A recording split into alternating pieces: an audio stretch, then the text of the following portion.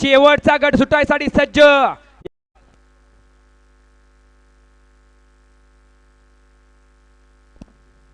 वेळेप्रमाणे खेळ करायच्या नादात खेळाचा खेळ खंडोबा।